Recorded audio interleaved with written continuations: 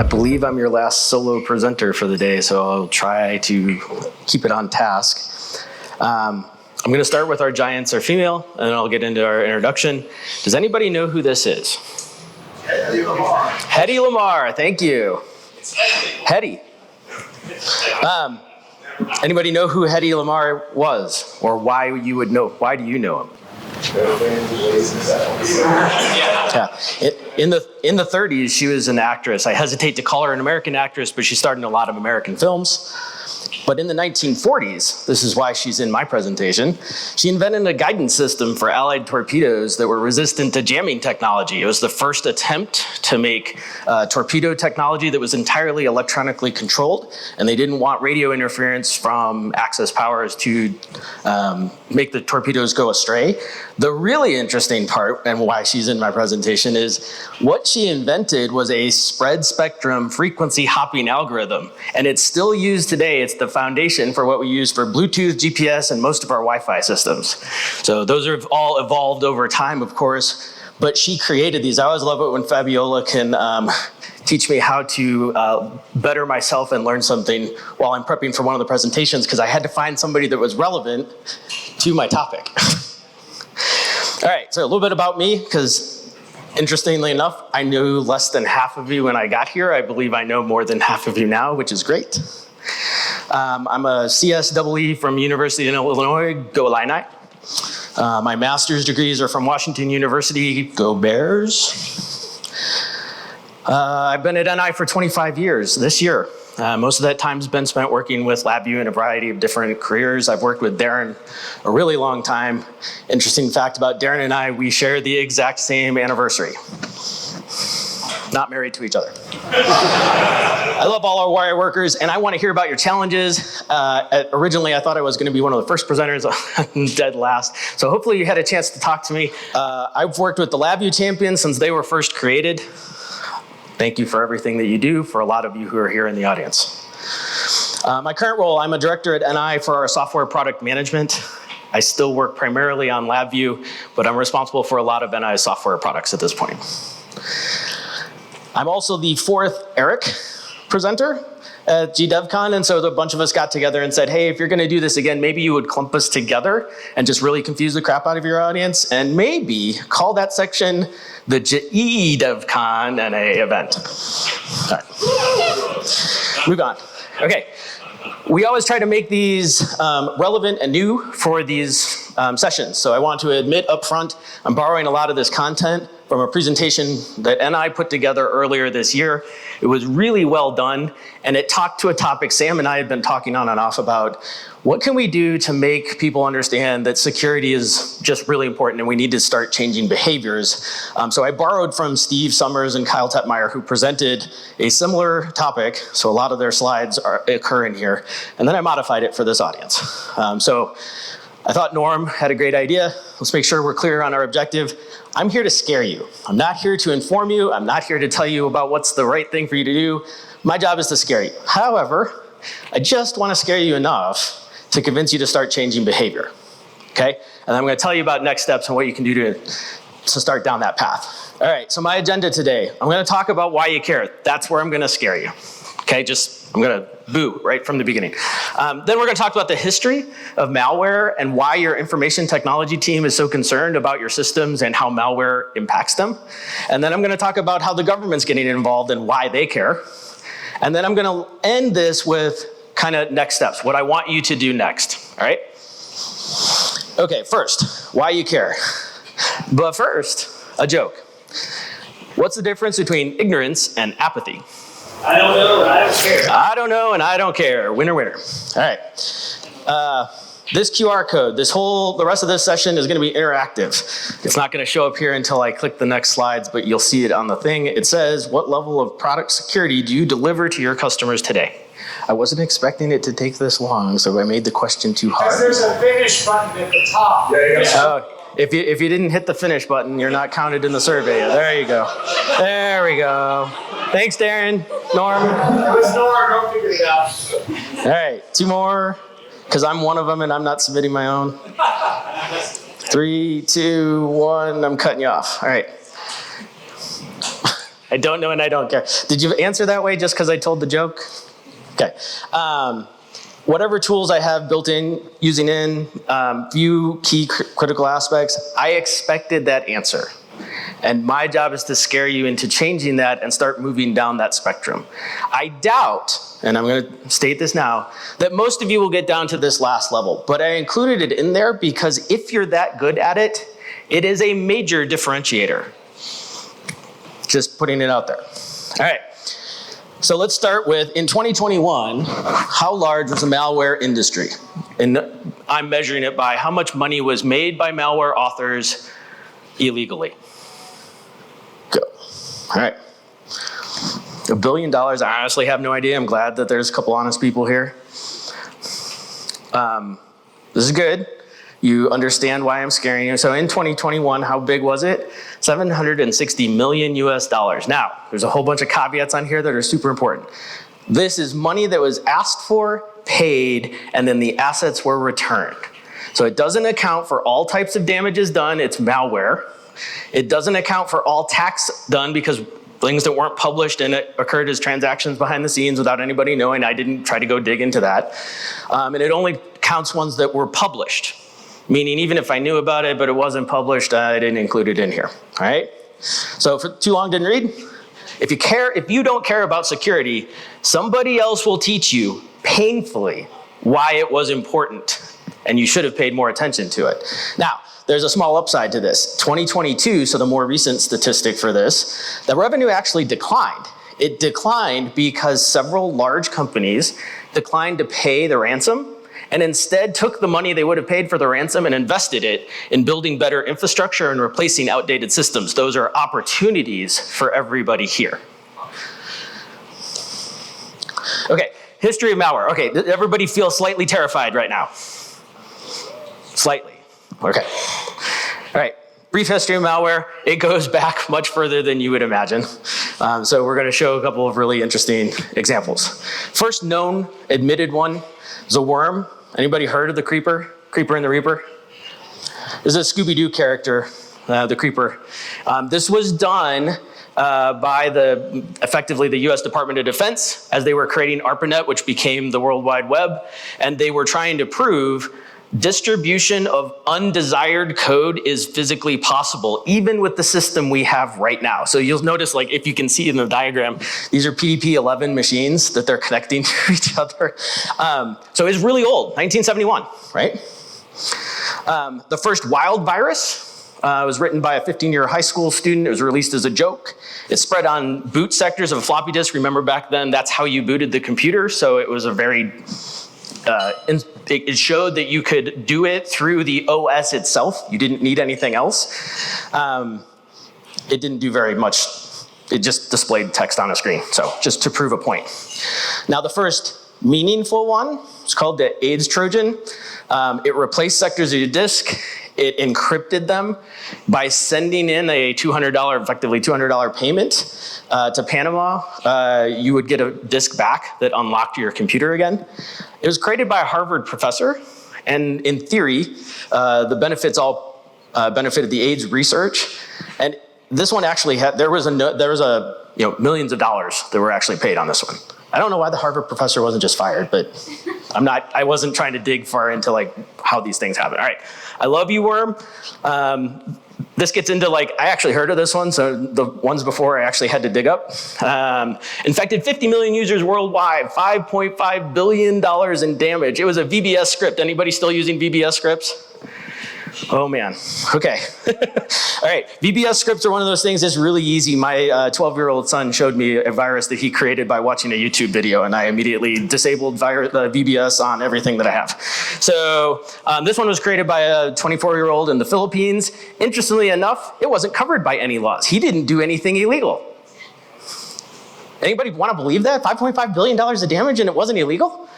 There just wasn't any laws that said he couldn't do what he did. All right, Stuxnet. Now, this one gets really impactful to this group. Who knows enough about Stuxnet to be dangerous? What was the root of the Stuxnet virus? What did it do? It was designed to get up some industrial machinery and Very specific. And propagate very sweet. Yeah, so this was a unique virus in multiple ways. First, it targeted what's commonly referred to as operational technology, meaning it wasn't looking for computers that people use to send emails and Word. It was looking for industrial automation equipment, a very specific set of industrial automation equipment. When the virus got installed, do you know what it was doing? I could actually understand this one. When they published what it did, I could read it. Do you know why? I don't know exactly what it was doing, but it was something about spinning the centrifuges too fast, and then it was like trying to hide itself, so it'd spin it really fast, break one bolt, and then stop. So, and like weird stuff like that. The code of what this thing does things like star IDN question mark. And then it sends commands on a IEEE 48.2 bus, GPIB communication, to if it finds instruments of a certain type and it tells the centrifuges, this was meant to sabotage an Iranian uranium enrichment program, right, nuclear weapons. And it spins the centrifuge faster than it's supposed to and then slows it down and then spins it up and then slows it down and it effectively destroys the centrifuges. So this one was unique for a couple reasons. One, why is it not advancing anymore? There we go. It targeted SCADA systems. It targeted our stuff, our industry. It was the first known one that targeted what we do. And it used our technology to do it, right? They didn't go write some crazy memory program. They used IEEE 48.2 commands. They did what you need to do and it didn't look like anything harmful. It was a nation state attack. This wasn't done by somebody who was looking for money. It was one country sabotaging another company or country using our industry as the deployment mechanism. They looked for our instruments and targeted them. It infected over 200,000 computers. The machines that it infected were all air-gapped. So this attack and what they discovered they could do with this attack started changing the way governments viewed operational technology versus information technology. And so there's the tie, why your IT teams care about the systems that you're building. All right, sorry, was there a question? There's a really good book on this subject called Countdown to Zero Day. I really recommend it. Yeah, if you're interested, there's a whole lot of papers and stuff written on this one. So after they declassified some of the documentation, you can read a lot about it. It's a very fascinating story. All right, now, oh, sorry. I was gonna say, though, the Ukrainian thing that you just put up there, there's also a book about that too that's really good called Sandworm. No, the next slide. This one. The Ukrainian power grid. Yeah, I've got like 8 more examples here. So this one is, once that one occurred, it was free for all. Right? So once they discovered that you could target operational technology and it was actually easier than some of the information technology, people went crazy, right? So the Ukrainian power grid was one of the first ones that happened next. That was 2015 and 2016. Triton happened in 2017 where they were targeting safety related. I think it was air quality control. They artificially inserted a whole bunch of poisonous chemicals. NotPetya, it was like a tax attack, so it was all finance based. Australia hack spilled sewage into the parks and river water. This is attacking like flow valves and sensors, and they just said, remove all safeties and dump everything. Colonial Pipeline, who remembers this one this is the US. This didn't happen, not that long ago. It actually shut down their oil flow. So not only did they get held ransom, it was holding the whole country's energy reserves as ransom. JBS was a ransomware attack on the meat processors, and it held up all their supply chain management. There was another water treatment attack. They added lye to the water. That'd be bad for you to consume. And then SolarWinds. This is the one I'm going to end on before I move on to the next topic. Who remembers SolarWinds? This is recent enough, 2020. All right, what did we all learn about SolarWinds? Because this is where things start changing and the government gets really annoyed. Supply chains are vulnerable. Yep, supply chains are vulnerable. They did not attack, unlike Stuxnet, which went directly after a specific site and a specific type of instrument. SolarWinds said, we don't think we can get into DoD and Department of Treasury and into those secure facilities, but what we can do is hide ourselves on some piece of equipment that they end up using and then wake ourselves up way later in the future. So SolarWinds makes, anybody know what they made? It's routers and configuration equipment, networking technology. It goes everywhere. This attack, when they did it, literally impacted 80% of the world, but they didn't take things from most people. They were taking things from the Department of Defense, from the Department of Energy. And that all happened because one part of the supply chain became vulnerable and nobody knew about it until it was everywhere. So now we've got our operational technology, our test systems, and things that you wouldn't think are probably vulnerable to attacks. There's no reason to go after the routing configuration software, but if it's the most vulnerable point, they'll exploit it. So now the government says, well, okay, so first, Brad Smith got involved and said, well, this is the most complicated thing we've ever seen. We think there was probably 1,000 developers working on this thing. I don't know whether he was right. I don't really care. But what it did do is it changed the way that, especially the US government, approaches systems and the partnership with corporate America. So in the past, they treated everything as air-gapped is good, right? So we have these islands, this are trusted network, and we have untrusted outside the moat, and we put this big barrier in between the two. And if you actually want to talk along that little walkway, there's a VPN. Everybody familiar with this particular architecture? Use it a lot. I still use it today, right? I'm talking back to NI on the network right now and I have a VPN connection and this is considered trusted good. The problem is Trojans and what the Trojans can do when they get inside your network, and that's exactly what happened in the SolarWinds case, all right? So now we talk about, the government wants to implement zero trust architectures. Everybody heard this term? Anybody feel like they're an expert on it? Okay, so job number one, start getting better at what zero trust architectures are. But I'm gonna give you a good example with a practical exercise that most of you are gonna have to do sometime in the next year.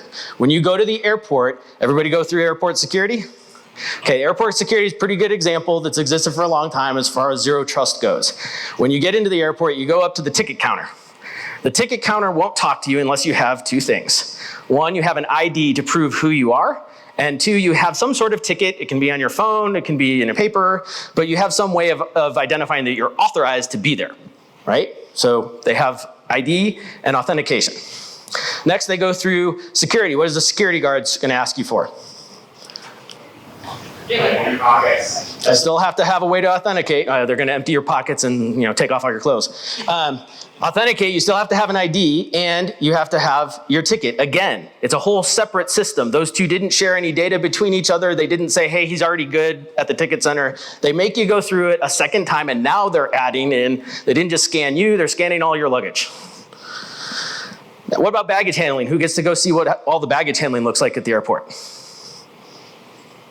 None of us. None of us are authorized to be back there, unless you happen to actually be a baggage handler. Anybody baggage handling in here? Okay, it's not very common. You get to the gate. What do they ask you for at the gate? Yeah, I need a ticket just to get on the plane, but they don't need your ID anymore. You're already past security. Okay, cockpit. Who's been in the cockpit of a plane? Who's been in the cockpit of a plane in the last 5 years? Okay. It's controlled access. It didn't used to be. When I was a kid, we'd go up and say hi to the pilot mid-flight. I mean, it's crazy. Anyway, the pilot has better access to the plane than the rest of us do. The pilot can go anywhere they want, and they have absolute control over the aircraft, including I need to take it down. All right, so translation. Your IT department doesn't trust your test system. There's a lot of reasons why that is, but for the sake of this argument, let's say it's because it's needed as a healthy tension. You have best intentions. Their job is to make sure nothing horrible happens. And you want to both be working on the same thing. Now, it doesn't end there. It gets even more fun. Your IT system doesn't trust your test system. Okay, fine. Well, your customer doesn't trust your IT team. Okay. And the government doesn't trust anybody else. So you have multiple layers of people not trusting each other, and that's the whole mentality around zero trust. Nobody trusts anybody else. You always have to authenticate yourself and have the proper access. All right, now, government standards are driving the change. It's all related to those attacks that I showed. But how many people were aware of the White House government issue? This was one of Biden's first publications when he took over the White House. Basically around information, the cybersecurity in the nations, it was response to the solar winds. Like this happened because solar winds impacted so many different government accounts here in the US. Anybody saw this publication? I read this massive document, and for days it made me paranoid of everything. So basically it says, we're gonna implement zero trust.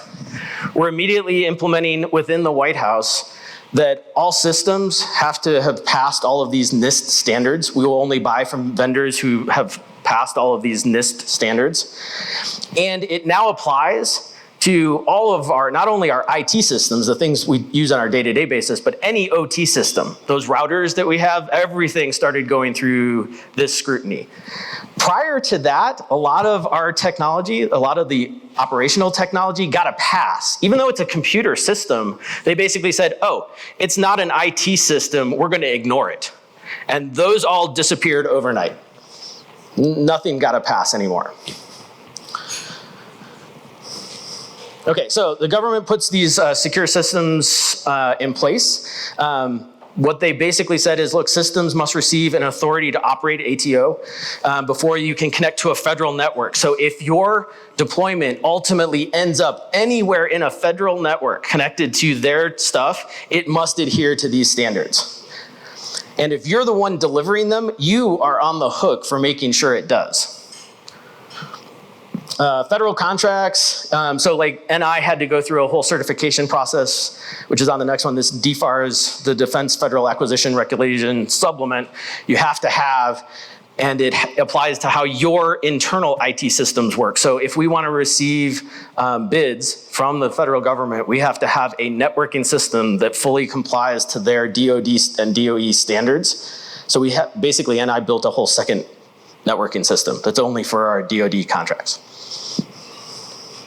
The RMF process, which is the risk management framework, they have a defined process, so it's a government thing, so of course it has a defined process. It's required for all federal agencies. It's not new. It's existed since 2014, but their enforcement of it became a lot more strict. And things that used to be okay, it used to be okay on some of their checklist items to say, my component is not compliant with this specific standard. Your users are gonna have to do the following action to make sure that they don't violate any terms. That used to be, okay, we understand what the requirements are, we'll approve it. It's now, if you can't check the box, you're out.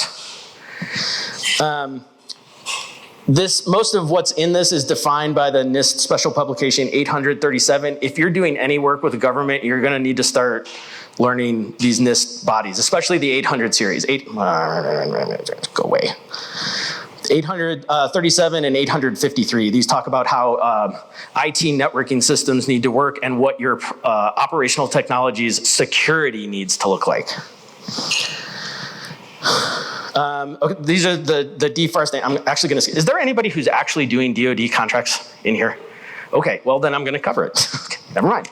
All right, DFARS 252, 204, and there's several years of renovations on this. The most recent one is that 7021 at the end. It requires that any supplier of goods to the government asserts that they are handling data systems that meet the NIST 800-171 requirements. I'm gonna show more details on these two on the next slide. And that they've adopted their operational technology to be compliant with NIST 800-82. Now, here's what some of these things actually do. These are all special publications. The website's down there in the corner. If you actually have never read a NIST document, start getting familiar with that website. None of these documents are new. Most of these are 10 years old at least. They get revisions all the time.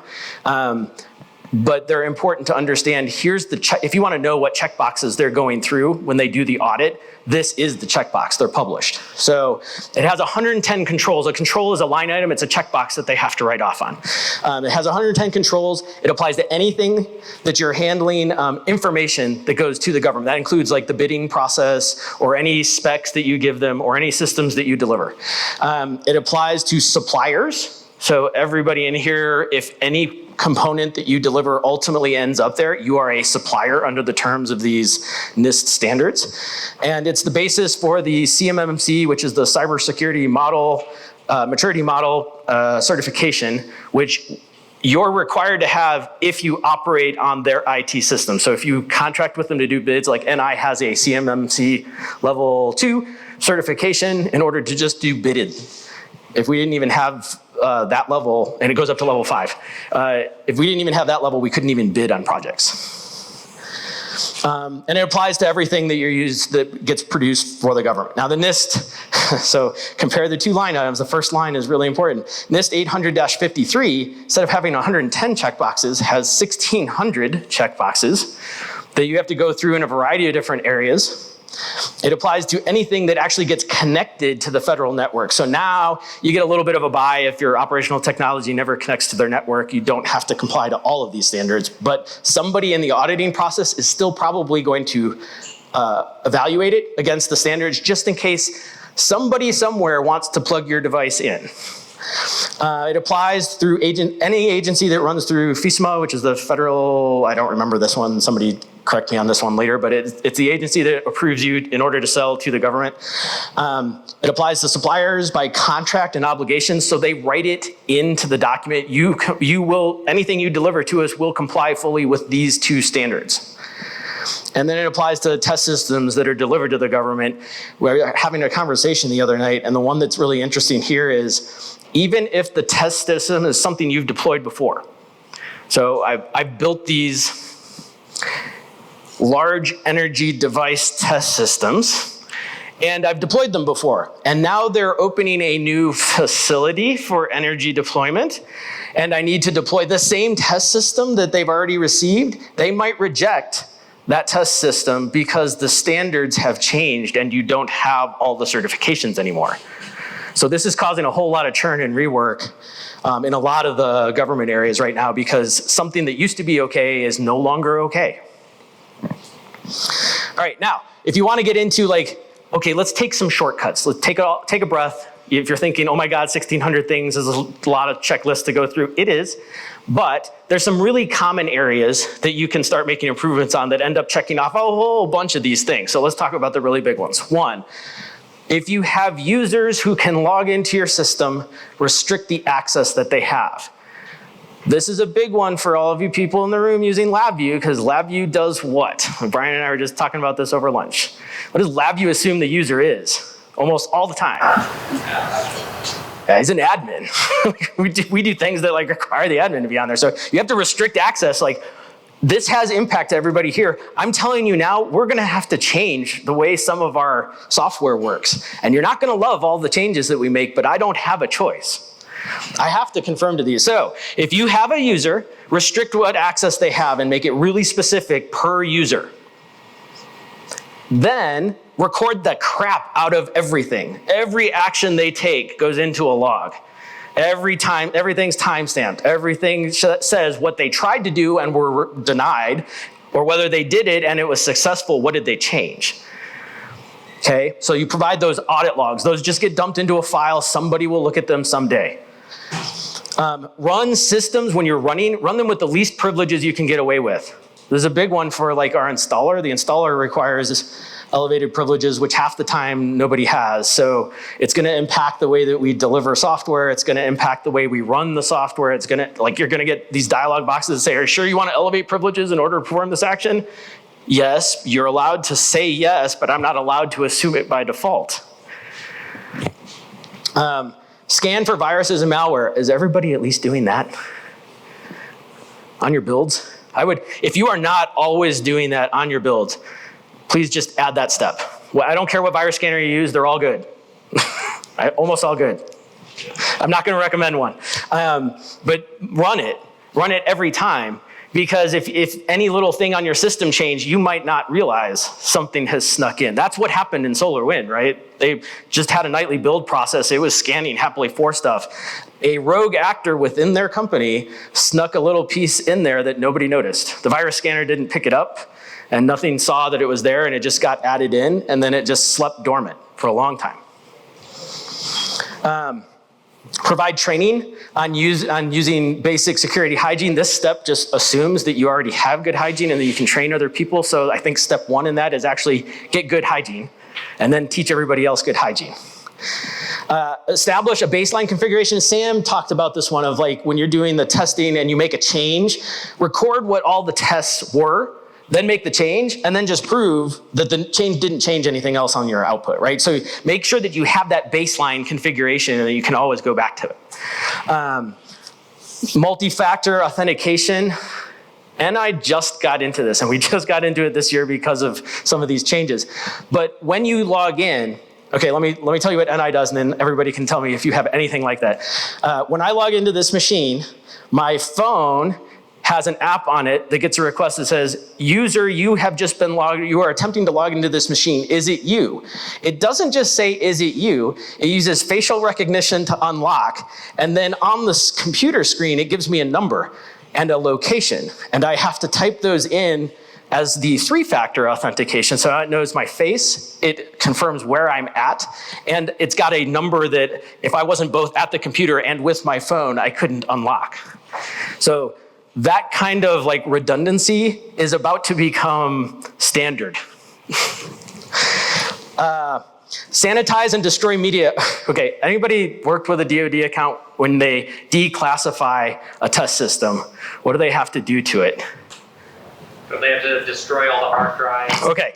They have to destroy all memory. If you look at NI's website for any of our data acquisition, anything that has a volatile memory, especially the FPGA devices and stuff, there's a thing in there that's called letter of volatility. It's along with the specs for the device. Letter of volatility means, how do I destroy all memory when I need to be able to do that? Is it a button push? Is it I gotta rip the hardware apart? What do I have to do? Before we had those, our DoD accounts were taking the whole chassis and just chucking it in an incinerator. That's the way they declassify documents. I'm like, well, it works.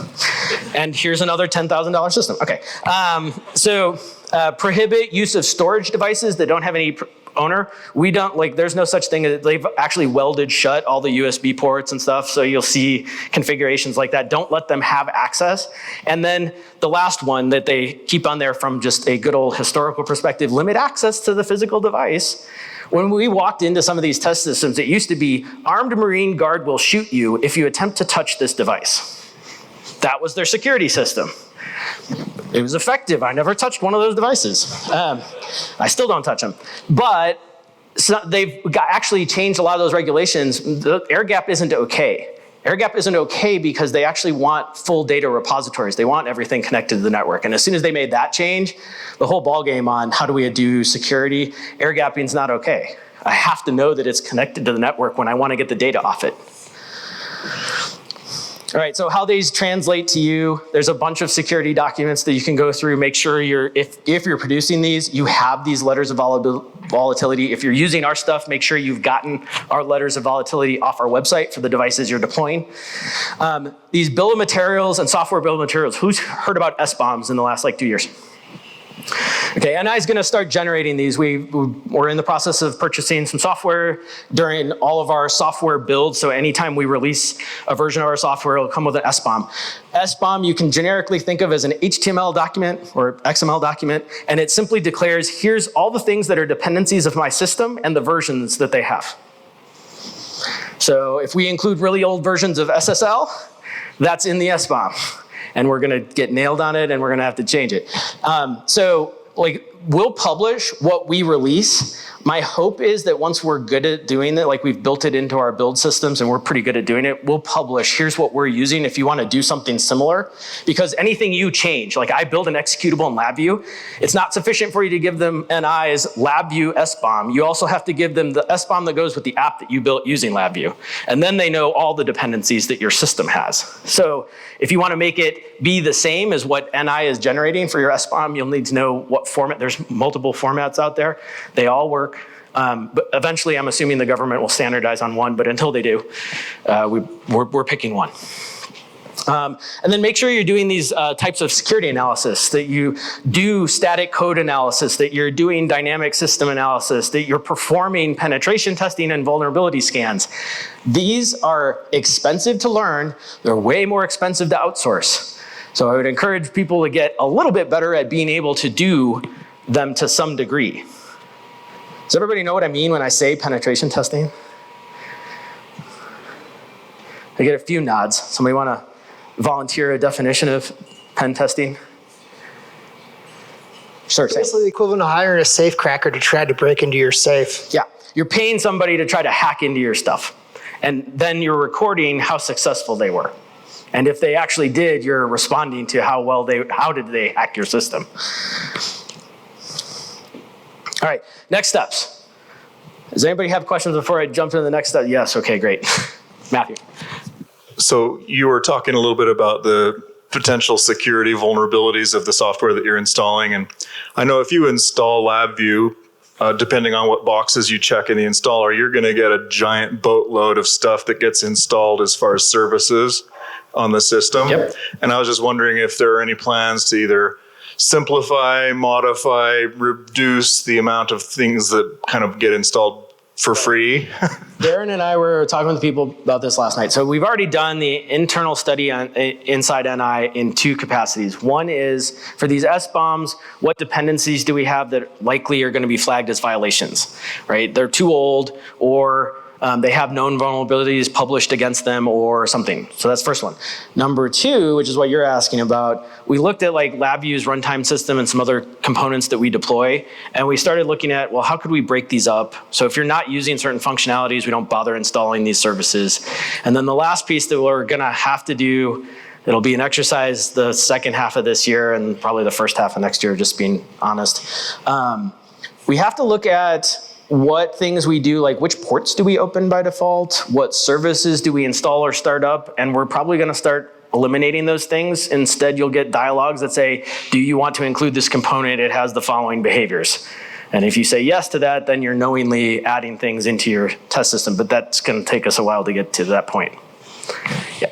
I have a question related to the SBOMs. So are you envisioning a single SBOM for LabVIEW? Here's the 2023 release, here's the SBOM. Or to Matt's point, is it going to get generated dynamically based on what options you check in the installer? The past one won't get generated dynamically for sure. It's going to be, during the build, everything that we put into the installer, here's the SBOM for what's included in our installer, right? I would be surprised if, as we modularize components, whether that's LabVIEW or other pieces of our system portfolio, we're going to have to break it down, and it's going to have to start. It might not be dynamic. It might be like there's 30 configurations. We installed all the SBOM and we pull the right one in when you build it. I don't know how we'll do it yet, but we're going to have to consider things like that. Yes.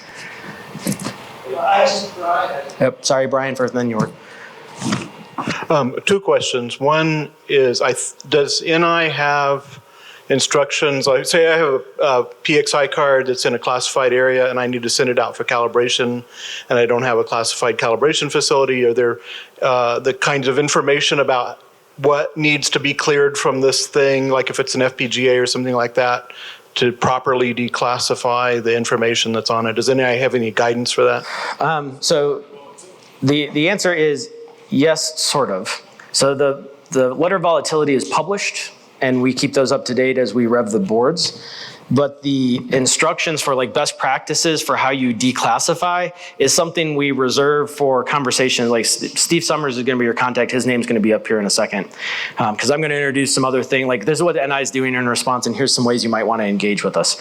But we do have them. It's not universal. It's not for everything. But like as the discussions come up, we've documented them, yes. Okay, second question is, I know the LXI consortium has spent a lot of time on security to make sure that you haven't, masquerading as somebody else's oscilloscope.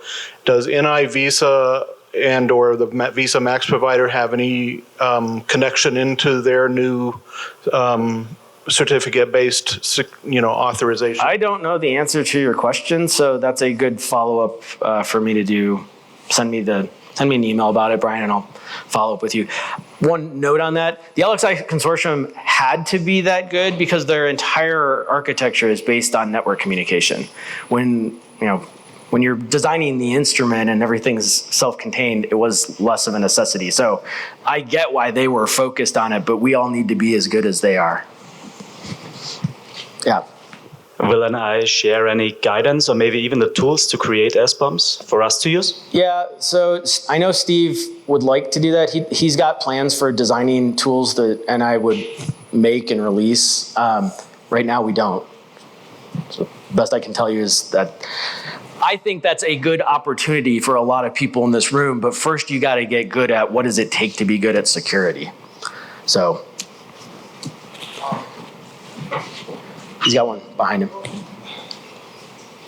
So just coming from previous companies where I was less informed LabVIEW developer, but being the sole developer, and having to work with IT, considering the further restrictions and IT's interest in this, is there going to be more of a hand-holding coming from NI to support this? I'm not sure what hand-holding would mean in that. Meaning, is there going to be support from NI themselves to go through the install process to make sure that IT is going to be able to approve this? I can tell you what I'm doing right now. I spend a lot of time working with the said IT and OT teams at big DoD accounts, trying to learn how are you evaluating the software so that we can make more intelligent decisions about what our installer and other things need to be able to do. As far as hand-holding goes, I think any hand-holding you would see from NI will be in the sense of we'll modify our installer to be compliant with what they're requiring. Now that won't work at every place because IT departments vary, but we'll try to be as compliant as we can so as not to cause problems. So I have two questions. One of them is, you guys have offline installers for all of your National Instrument stuff. Yep. So is that going to go away? No. And this is actually part of the compliance with what the big DoD accounts want us to do. So here's how most of the DoD accounts that I work with, if you talk to any individual department in the big DoD account, they're going to tell you, we can't download anything. That's only partially true. What you need to find is the software authentication group within the DoD account. That group does things with Microsoft and Oracle and Salesforce and everybody else, and they download all the software, and they have two requirements. You have better than SHA-256 encryption and bit tracking on what the download is so we can know that we're getting the right bits. And you publish those every time you do a build. So as long as we continue to do what we're doing today, there's an offline installer that has its SHA, I think it's at 512 now, and we'll keep modifying that as the restrictions become more interesting. We'll continue to do that because that's how we comply with their software acquisition teams. It can't be the only way we install software because that doesn't work for everybody. So I think we'll probably continue to have some sort of hybrid there, but we're going to also have to explore other ways of deploying software beyond the ones that we offer today. Okay. My other question is that my company does a lot of our calibration in-house. Are they going to need to be certified in a specific way to do that? I'm not sure if we already have anything like that now, but like, is there going to be any changes to like being certified to calibrate NI equipment? I don't know whether that would be something that NI would do or whether NI would partner with some government body to, we won't provide certification at some government level. They will have their own team that provides signs off on the certification. We might provide training on what it takes to get that certification or which certifications you should be pursuing. But those are all questions that I would forward to Steve, who's my counterpart in the ADG account. There's other hands. Okay, Warren. So this seems very United States centric, and we've got areas where we have to deploy systems or deal with test systems in Elbonia, for another country. What are we doing to understand this whole rat's nest we're getting ourselves into with that? Yeah, I'll be blunt. Right now, it's a handful. It's all I can do to keep up with what the U.S. is changing. But to your point, the European Union and several other entities outside the European Union have their own regulations. Now, for the most part, for everything that we've looked at so far, their regulations and what those NIST standards are actually very compliant.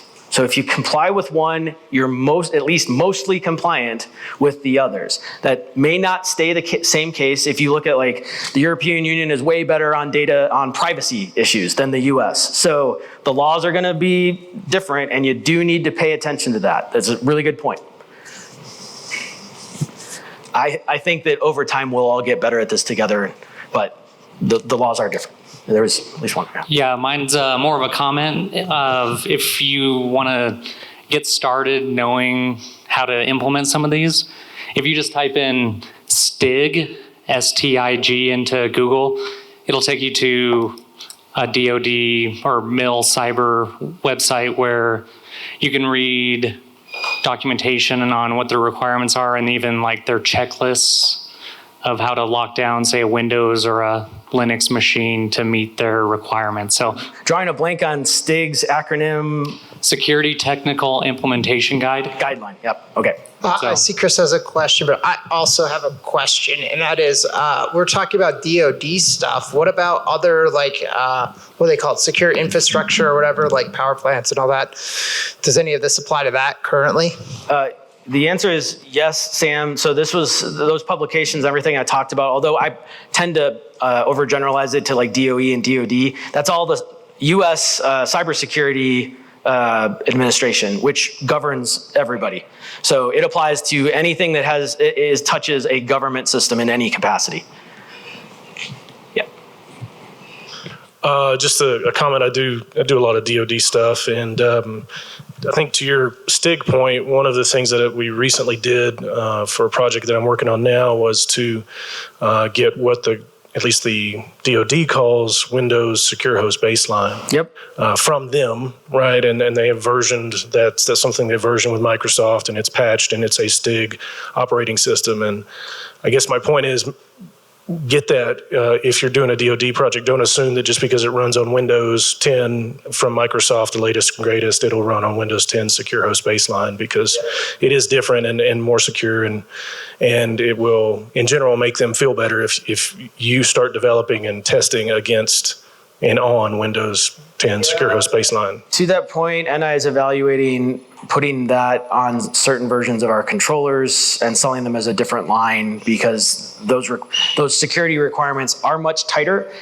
We also have a partnership with Microsoft. Microsoft's under the same pressures that everybody else is. So I think in general, you're going to see Microsoft's general OS security trends continue to increase to the point where maybe those will all be the same thing one day. But it's a really good point.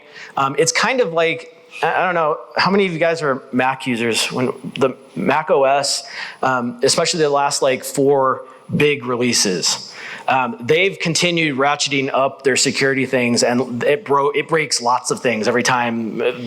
So going through there, I can see the impact this is having within tightly controlled OS environments. Microsoft will eventually be following the same suit, in my opinion. Obviously. I had one other comment, again, just because of the project I'm working on.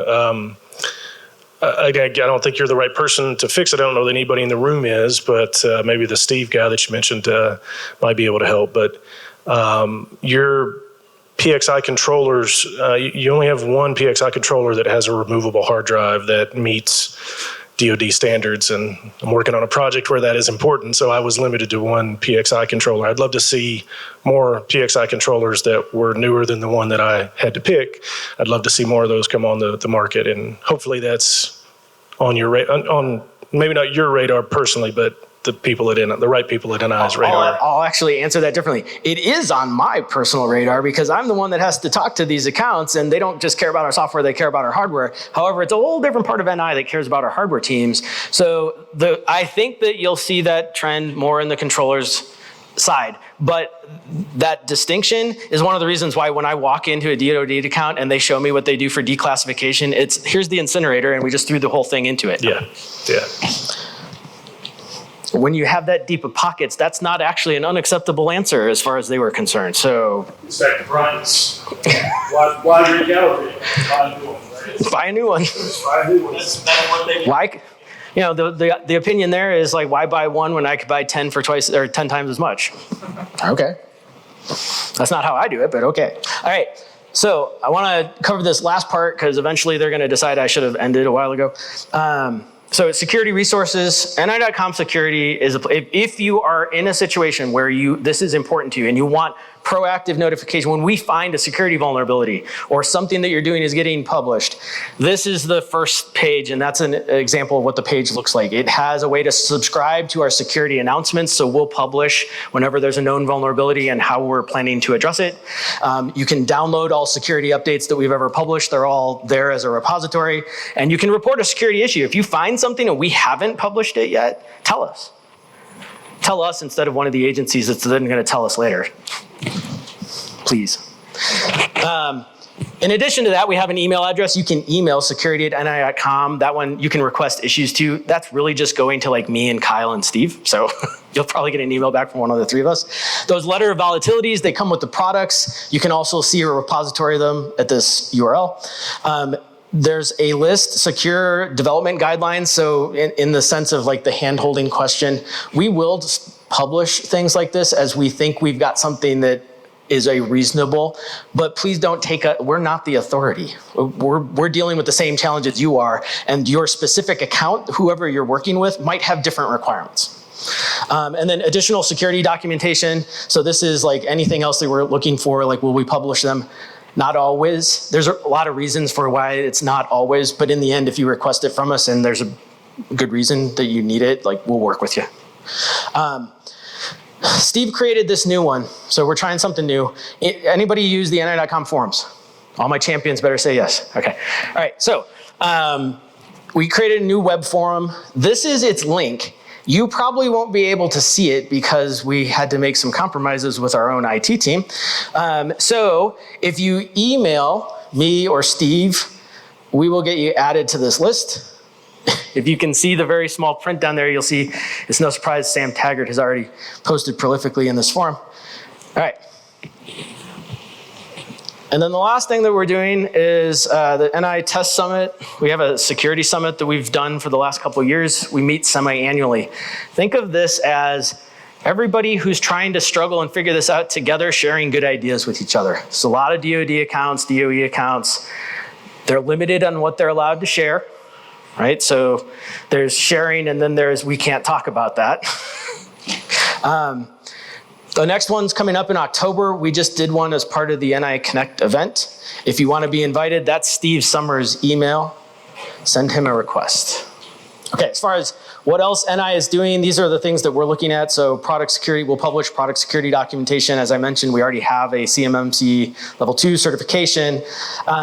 We're building a secure development process. So you'll hear more about that later as we stand up the process. That process is the one that's going to generate the SBOMs as part of what we build and deploy. But the best practice here, if you're looking for best practices, you can go look at like, who's somebody that really does this well? Cisco has one, Microsoft has one. They publish what their security process is.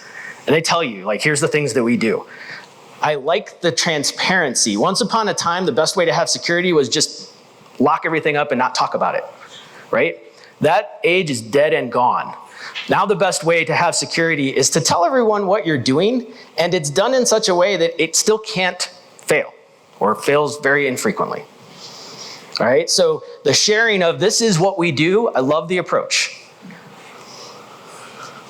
Okay, then product STIGs. So you asked about like creating STIGs. We're gonna start doing that. We have some when they're done, but it's done on demand as people ask for them from us. Once we've gotten good at it, we'll work on those too.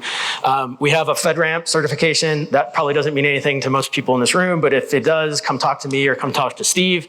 And then secure development guidelines, we'll publish whatever we feel comfortable, confident doing, and we'll keep adding to that over time. But that'll all come at that ni.com/security site that I published originally. And then if you have more information, these are the 3 things that I gave you from the beginning.